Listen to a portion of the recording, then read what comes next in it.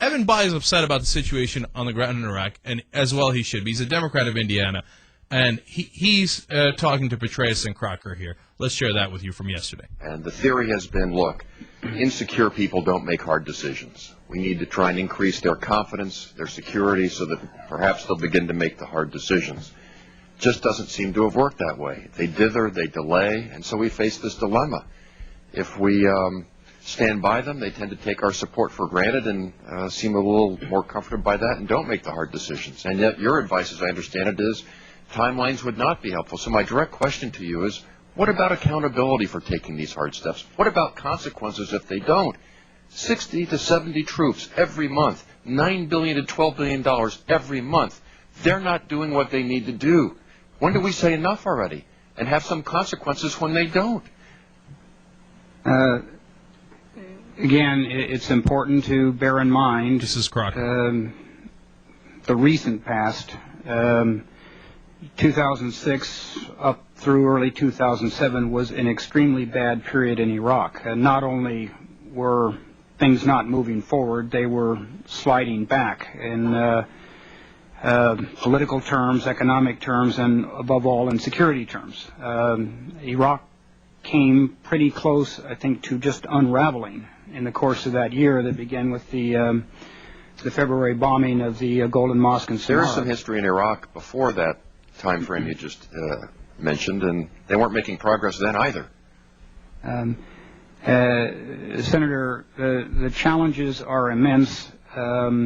The failures are there too on the Iraqi side. It is frustrating to me. I'm out there.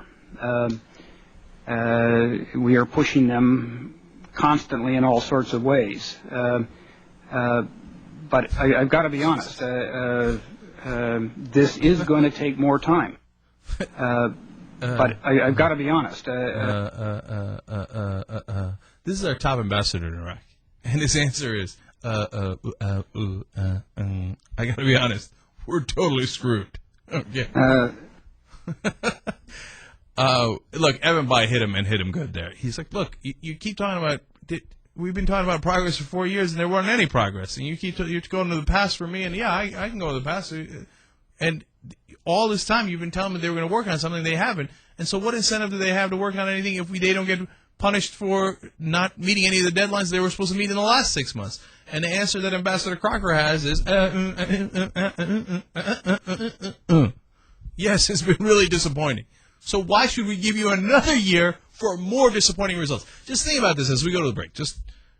Okay, we told the Iraqi government 6 months ago, even longer, but let's be kind and say 6 months ago, you have to get political deals. If you don't, we're going to leave. We've set these benchmarks for you. You have to meet them, and we are going to, and Ambassador Crocker said this earlier, and it was a stunning admission. He said, we are buying time for the Iraqi government with the lives of American soldiers. That's what he said. And when he said that, he was right. Okay? And now we bought you these past 6 months with the lives of our boys and girls. What did you do with those 6 months? You flushed it down the toilet. Now, why on God's green earth should we give you another 6 months where you're going to laugh and our kids are going to die while you do nothing? It would be unconscionable to give them more time.